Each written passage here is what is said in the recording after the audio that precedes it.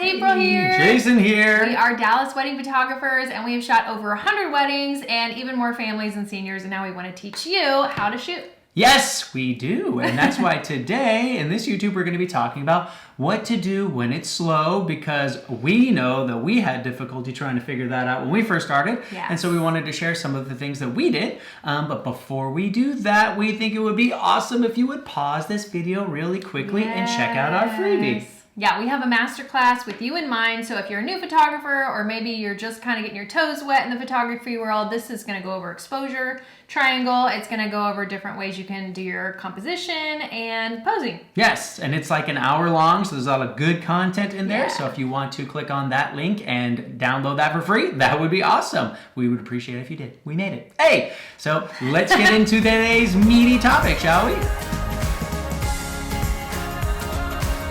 Okay, y'all, so today we're going to be talking about what to do when it's slow, because regardless of how busy of a photographer you are, or person, slow seasons. There are slower seasons. Yeah. And I can tell you that for sure change is the biggest proprietor of that. Mm-hmm. So like when school goes back in, there's always going to be 2 or 3 slow weeks. Or it's too hot outside. Or it's too hot, like the temperature change, or the economy change. So there's a lot of different things that can make your business a little bit slower. True. The first tip that we have for you is to continue to work at your same pace, or at a busy pace. So if you were slow already, find something to do. Get busy. But if you were busy and now you're slow, definitely continue to work your best at taking and working at the same pace. It's okay to take, you know what? That's April's tip later, so let her.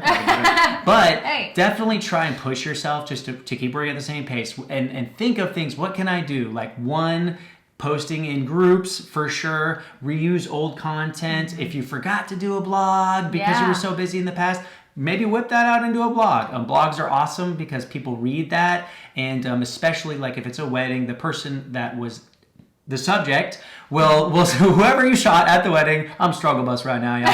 Whoever you shot at the wedding will see that, their friends will see that, so that will help as well, just to build a little momentum. Yeah, and you might feel like it's old news because maybe you shot it back in October, but none of your clients have seen it, or maybe your client that you shot the wedding with has seen it, but everybody else that's been watching your page hasn't seen it yet because you didn't have time to blog, so it's new to them. Yep. Yes, correct. Yeah. So the next one is really just to invest in yourself. Mm-hmm. You are the front runner of your business, and you are the most important person. And so using this time to invest in yourself, whether it's some kind of photography course? Photography course. We do have one. It starts with the free webinar, but then after that you can also get the and that's a good way to invest in yourself. We actually did that whenever we were slow originally. That's what got me into photography.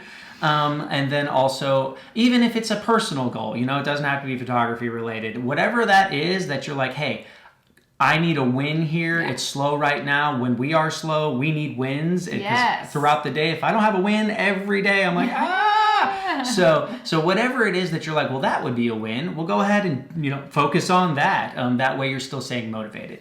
And then lastly, for me, is just investing in your business. We do a ton of investing in our business. Probably very close to 15 to 20,000, probably just in education, 15 to 20.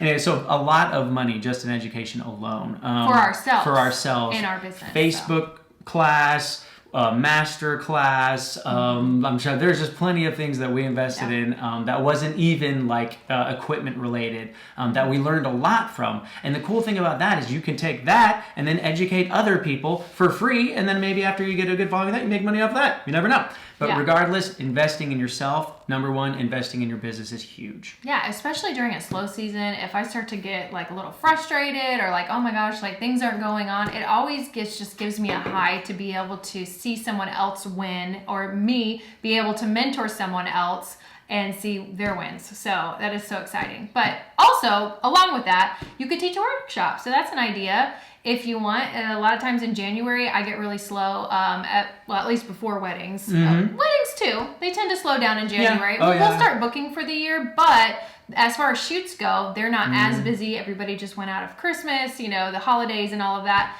So a really good idea is to teach a workshop, and this could look like 3 to 4 different people that are interested in growing in photography, and they're asking questions, or you can advertise it on Facebook. But yeah, that's how I did it. And I had like 3 or 4 people that I was able to just kind of go over kind of the same thing that you're going to see in the masterclass. Exposure triangle, just very basic. And then I allowed them to come with me on a session that same day so that they could shadow me and watch me, see how I shoot. And it was really cool. Yeah. And extra money. A lot of people charge for that, which is fine. Like if you have like a lot of weddings that you do, and you need a third shooter, I know most people do definitely charge like for a second shooter, but or pay for a second shooter. But there's nothing wrong with bringing somebody along that's a little green and just saying like, hey, I don't really want you getting involved with the bride and the groom or anything like that, just because that happened once doesn't always work out well. But hey, go ahead and come along, and if you got questions throughout the day, just watch me shoot. I'll ask them, and you'll be surprised how fulfilling it is. Yeah, or if you don't feel comfortable yet doing it with a wedding, you can also do it in an engagement session, a family session, mini sessions, which I'm going to go over next.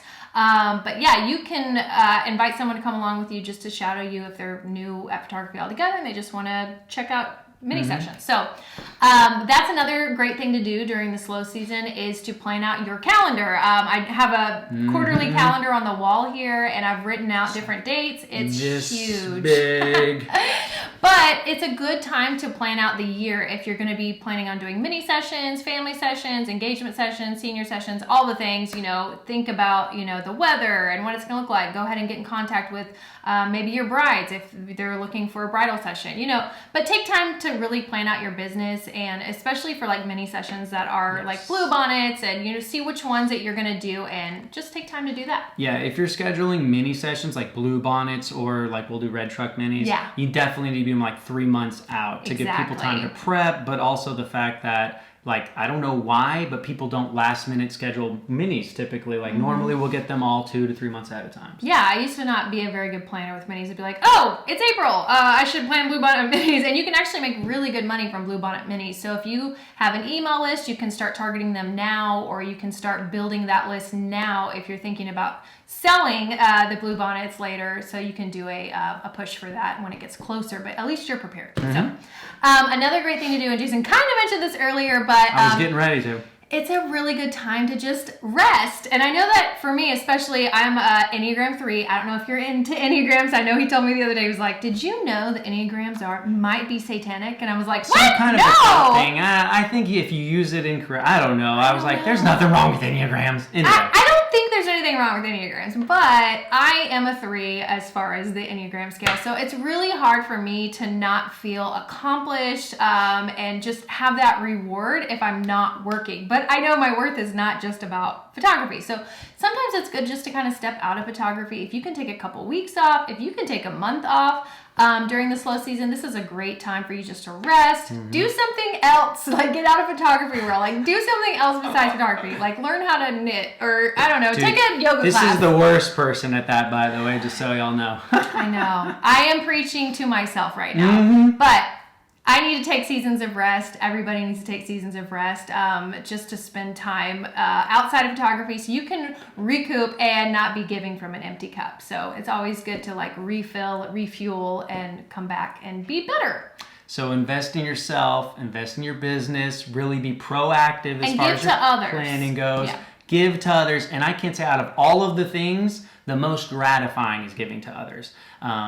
That's something that took me personally, I don't know about April, but me personally, it took me a little bit of time to realize. And then just rest and recoup if you need to. But that's pretty much what we got today. Y'all, we appreciate you taking time and taking some time with us. If you have extra time, go ahead and maybe check out that free masterclass. Thanks, y'all. Have a good one. Bye.